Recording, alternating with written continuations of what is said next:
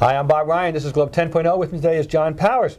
The Celtics, 23 games left in the schedule, are doing much, much better at this point than they were last year as they try to get the best record in the league. Last year, John, in the conference, last year they only won 50 games and they had to struggle playing on the road, and they managed to survive all that. But how important do you think this year against the potential competition that they face is it to have that number one seed? Well, I think you want to avoid people until you have to finally play them. That's a good deal for them.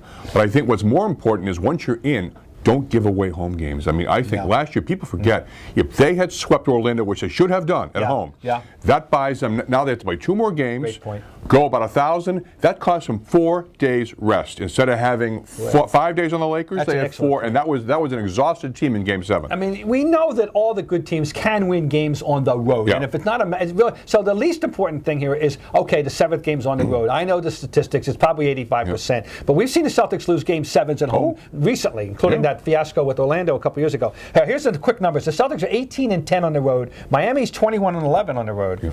Chicago 15-14. So the interesting about them. Orlando 15-13, and Atlanta a little bit better, 19-15. Clearly Boston and Miami are the most capable teams of winning a key game on the road among all those teams. But you're right about matchups. If they finish first, John, the simple fact of the matter is they would eventually have to play either Chicago or Miami, but not both. Exactly.